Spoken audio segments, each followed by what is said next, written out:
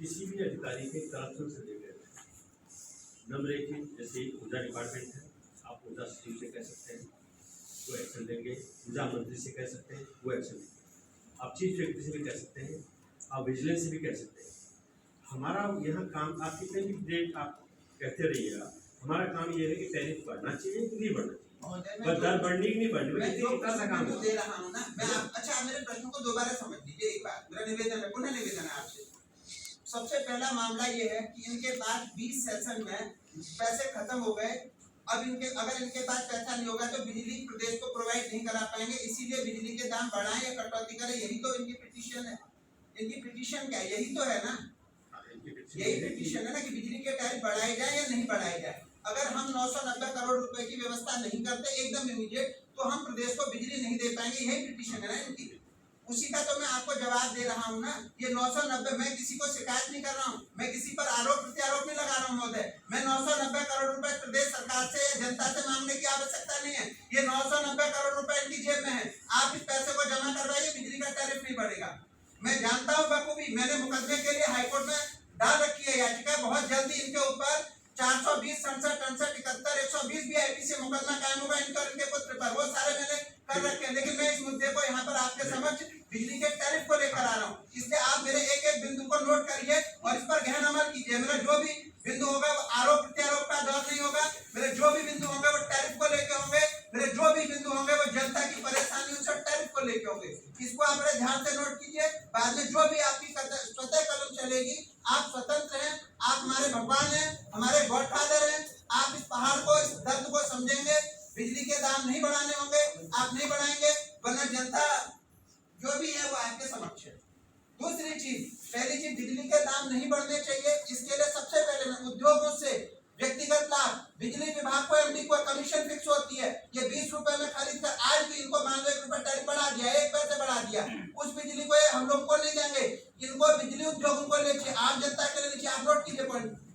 ये जो बिजली के टैरिफ बढ़ा रहे हैं, ये उद्योगों के लिए बढ़ा रहे हैं।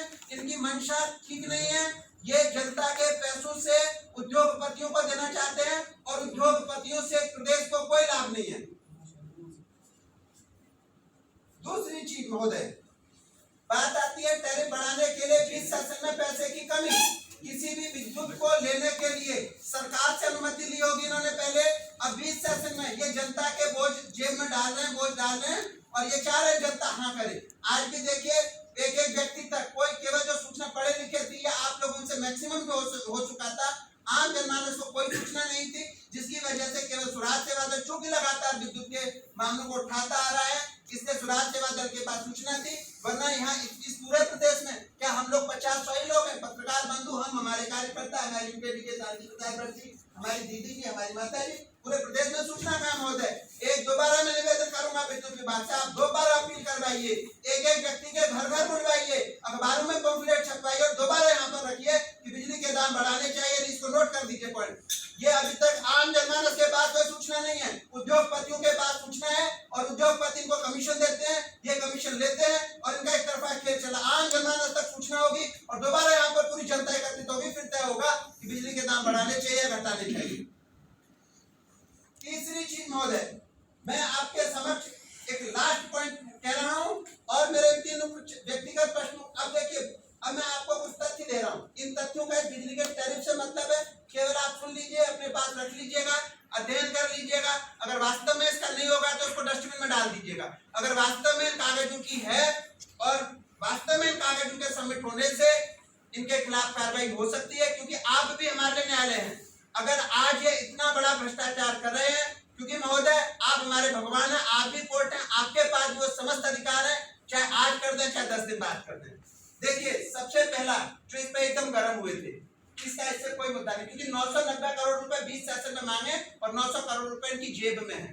इसलिए मैं इस भ्रष्टाचार के मुद्दे को उजागर कर रहा हूँ। वरना मैं जानता हूँ, पढ़ा लिखा आदमी हूँ, प्रदेश अध्यक्ष, मैं जानता हूँ किस मुद्दे को कहाँ उठाना चाहिए। विधानसभा में जवाब देंगे और सारी देश और दुनिया देखेगी 14 तारीख से। मैं तैयार हूँ, ये भी तैयार है। लेकिन सबसे पहले इनके बेटे के खाते में देखिए पैसों की ट्रांजेक्शन, इनके बेटे के खाते में पैसों की संयुक्त खाता है। जो उन्होंने कहा था कि मेरा बेटा वहां संयुक्त खाता है, एमडी अनिल यादव उनके बेटे का संयुक्त खाता है। यथाशीघ्र 15 से 20 दिन में माननीय उच्चतम न्यायालय से मुकदमे के आदेश इनके और इनके बेटे पर हो जाएंगे। ये देखिए आम जनता को दिखा रहा हूँ, ये देखिए लाखों रुपए की ट्रांजैक्शन हुई है, 5 बार ट्रांजैक्शन हुई है। ये प्रपत्र संलग्न कर रहा हूँ, अगर सारे पैसों की रिकवरी हो तो शायद बिजली के दाम में बढ़ाएंगे।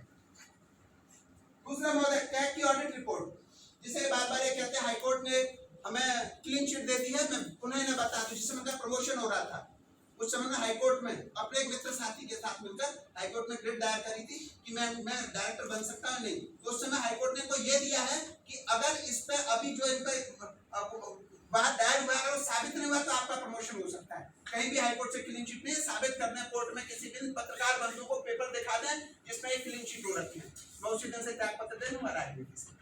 लेकिन ये कैग की ऑडिट रिपोर्ट में 50 करोड़ रुपए का घोटाला है महोदय और 125 करोड़ रुपए का गबन है। जितने भी वो ट्रांसफार्मर लगे हैं उन पर कहीं लेबलिंग भी नहीं है। राजेंद्र मेहमान जैसे लोग की मिली भगत है महोदय, ये पैसे सारी रिकवरी हो तो टैरिफ ना हो, टैरिफ अगर ये रिकवरी की जाएगी तो टैरिफ नहीं बढ़ाना पड़ेगा। ये देखिएगा दूसरा मेरा बिंदु है कैग की ऑडिट रिपोर्ट। तीसरा कमलकांत की चिट्ठी है महोदय, आज परवीन टंडन लीगल और ये दोनों एक हो चुके हैं। परवीन टंडन लीगल का मैं इतना बड़ा भ्रष्टाचार दिखाऊंगा जिसको आज मैं दबाव में ले लिया है। यथाशीघ्र विधानसभा सत्र में दिखाऊंगा इन्होंने और परवीन टंडन ने किस प्रकार से प्रदेश को गुमराह किया। लगभग 800 करोड़ रुपए के घोटाले के इसमें पत्र संलग्न है।